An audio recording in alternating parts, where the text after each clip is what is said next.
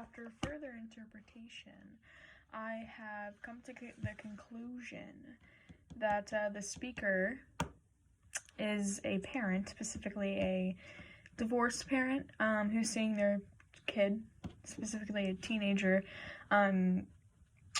only sees them periodically, and this talks briefly about a visit.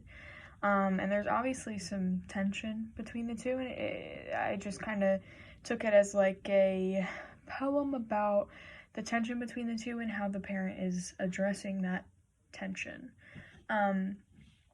So the speaker, again, parent, divorced parent, I kind of decided on that when it said on your first visit, and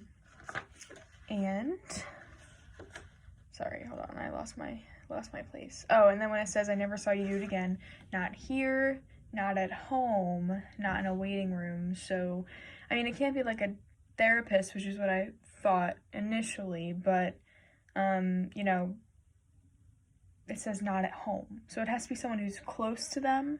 And then I, thought of a parent, because if it's a parent figure, then it has to be a divorced parent figure. If, there's a place other than home. So, you came again so many times I must have passed, though I feel I failed.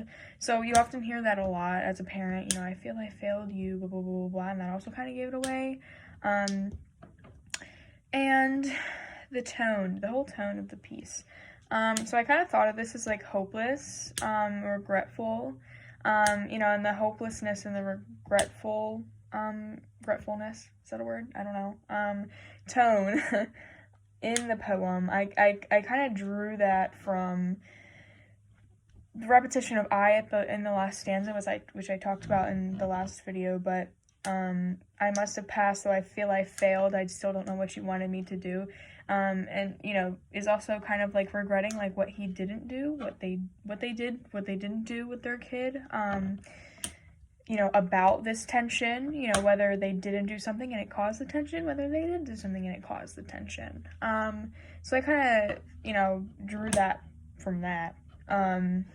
So, and I we can connect that to the poem's influence on the past, because this is in past tense. I didn't know what to do.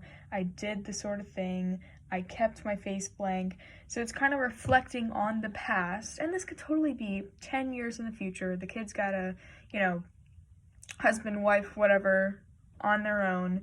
This could totally be so far in the future, and yet this parent is reflecting on this one moment in the past where they could have done more, which, kind of adds to the timelessness of the piece. It's focusing on this one current event where the kid is putting their feet up on the table and the parent is reflecting on, this one action, this one tension between the two of them and what they could or could not do about it, and which leads to the uncertainty. And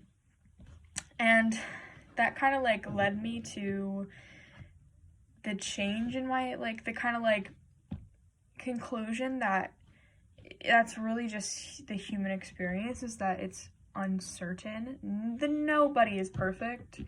Nobody is 100% completely fine. We always have a little bit of trauma. We always have a little bit of we flaws. We always have a little bit of bad experience, stuff like that. So that's what it led me to, and that's what initially changed my attitude about human nature, or changed my understanding, is that you can't control it, you can't steer it.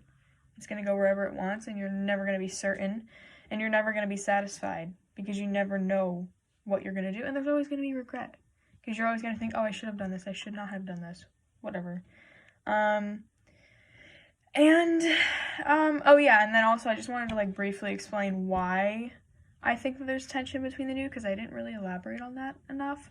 But, or did I? I'm not sure if I did, but I'm just gonna do it again.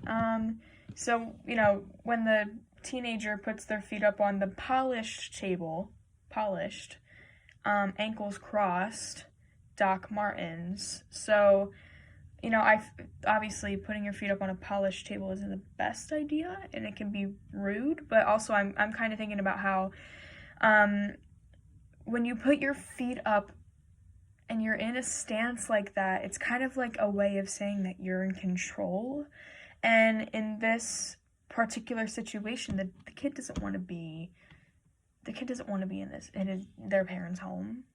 And this is their way of saying, "Hey, I'm the one in control," and that totally shows that this teenager, particularly does not enjoy spending time with this parent. Hence, the tension between the two. Or also, when the parent goes, "I had to talk to you by leaning around." I kind of looked at the symbol of that, like the boots are in the way, and they're so big, and it's in the way. Of the parent allowing to see their kid, aka the tension between the two. The parent's trying to like look around it, kind of like he's trying to avoid the elephant in the room. Hence the tension between the two. But